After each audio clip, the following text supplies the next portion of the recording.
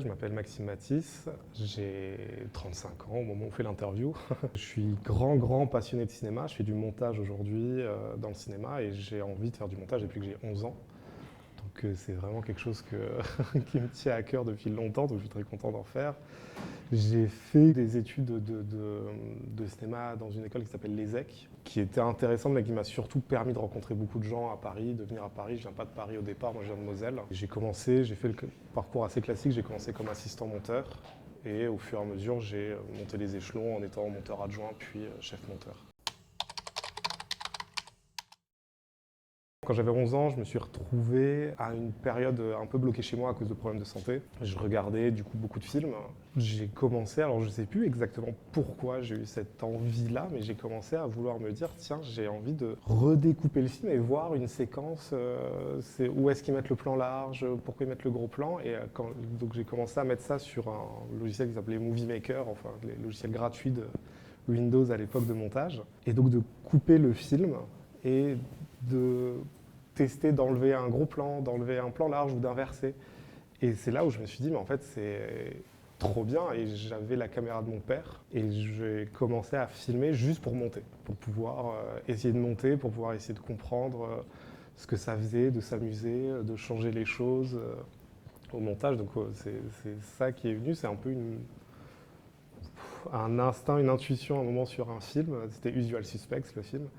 Et où voilà, ça a débloqué toute une passion, quoi. J'aime pas appeler le montage une écriture, moi. C'est-à-dire que pour moi, le montage, c'est plus une traduction.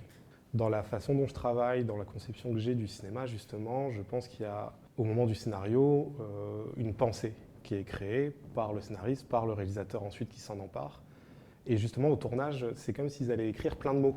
Au montage, on récupère un dictionnaire et il faut qu'on trouve la grammaire, il faut qu'on trouve les syntaxes pour retranscrire le sens qu'il y avait au début, c'est-à-dire traduire la pensée qui était là au scénario pour la transmettre ensuite en émotion avec les images qui ont été tournées aux spectateurs qui verront le film.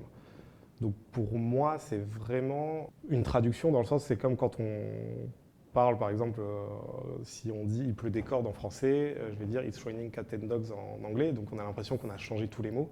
Pourtant, l'intention et le ressenti est exactement le même selon l'auditeur qui va l'entendre. Pour moi, le montage, c'est vraiment ça, c'est comprendre l'intention que veut transmettre le réalisateur, voir avec ce qu'il a tourné, c'est-à-dire avec ces mots qu'il nous met à disposition, comment créer une grammaire, quelle langue en réalité le film va devoir parler pour ensuite être compris par des spectateurs. Bon, de toute façon, la toute première étape, c'est vraiment l'étape de dérushage, c'est-à-dire de juste regarder ce qui a été tourné. Quand on reçoit les rushs, on reçoit souvent aussi ce qu'on appelle les rapports de script, c'est-à-dire c'est tout ce qui a été vu et dit sur le tournage, c'est un peu le témoin de ce qu'a pensé le réalisateur au moment du tournage. Ces rapports indiquent aussi les prises préférées du réalisateur. Au moment où je vais dérusher, je ne vais pas regarder encore ces rapports de script. En fait, moi j'aime bien les conserver pour un peu plus tard. Et donc la première étape, c'est vraiment juste, je vais tout regarder tranquillement avec moi je fonctionne encore avec un carnet et un stylo quoi, pour écrire pas très précisément ce que j'aime dans chaque prise, mais un peu ce que je ressens, c'est-à-dire ah tiens là le personnage, j'ai l'impression qu'il est énervé, là j'ai l'impression qu'il est plus comme ça, là je me suis ennuyé dans cette prise, là j'ai l'impression qu'elle était plus dans telle énergie, etc.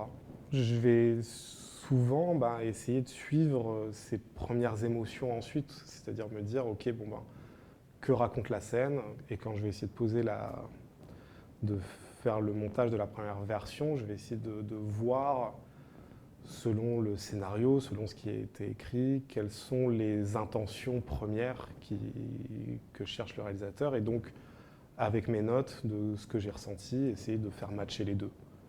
Souvent, la première version, de toute façon, c'est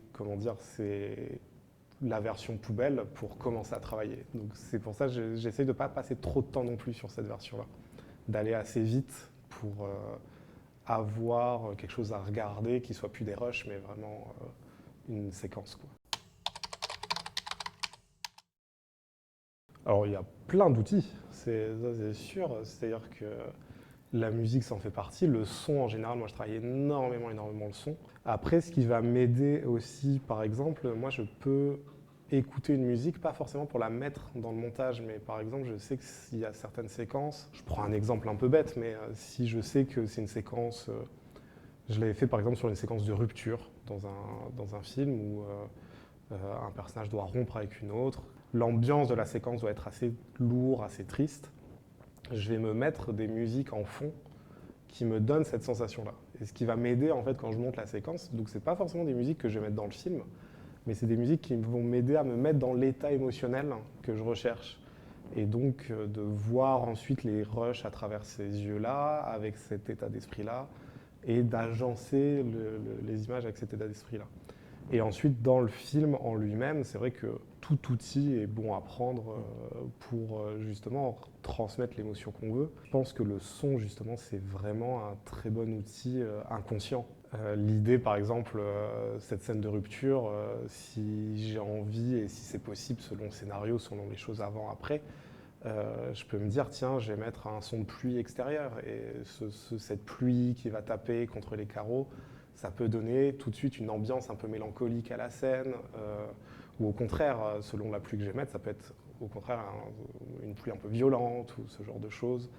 Et donc, c'est des outils que, déjà au montage image, on va beaucoup utiliser pour influencer l'émotion et l'émotion et la façon dont on va vivre la scène.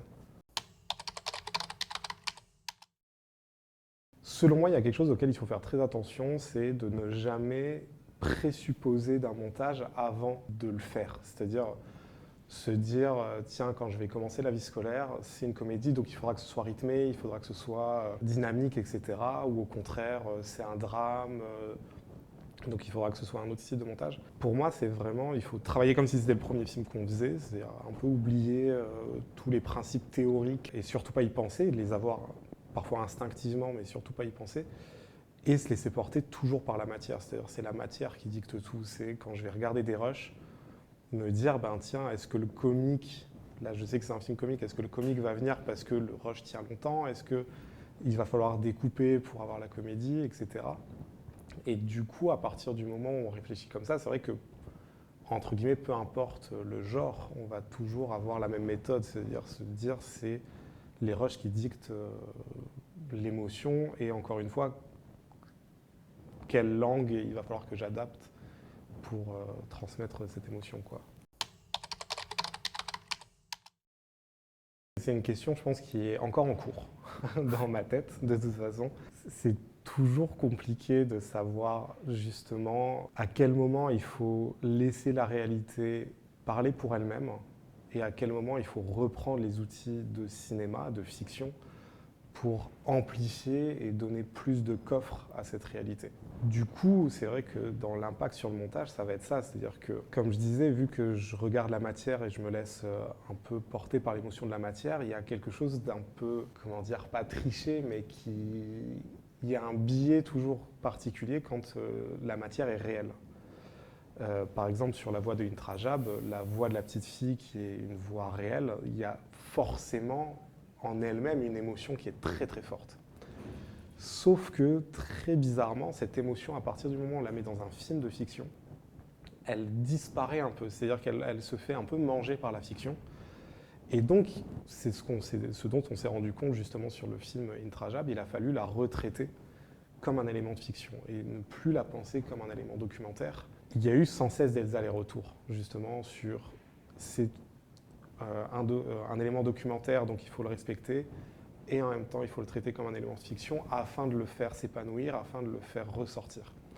Et ça n'a vraiment pas été facile. Ce qui s'est fait, et là je pense que ce sera au cas par cas de toute façon sur les films, sur Intrajab, ça a été un peu les places naturelles qui ont été prises. C'est j'ai pris au montage le choix et la direction de considérer tout comme une fiction, et la réalisatrice était un peu ma garante de garder et de justement ne pas trahir trop la matière réelle.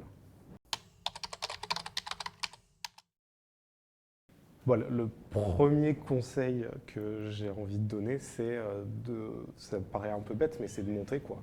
C'est-à-dire qu'en fait, il faut monter tout le temps.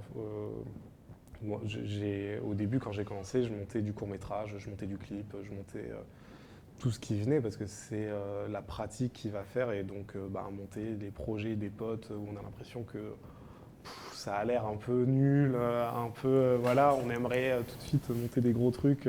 Mais en fait, non, c'est là où on va se faire la main, c'est là où on va apprendre justement à déconstruire beaucoup d'a priori, beaucoup de choses pour vraiment toujours se laisser porter par cette matière. Et donc, ouais, le conseil que je donnerais, c'est un peu bête, mais c'est monter énormément, quoi, tout le temps, d'être tout le temps en train de travailler, de monter.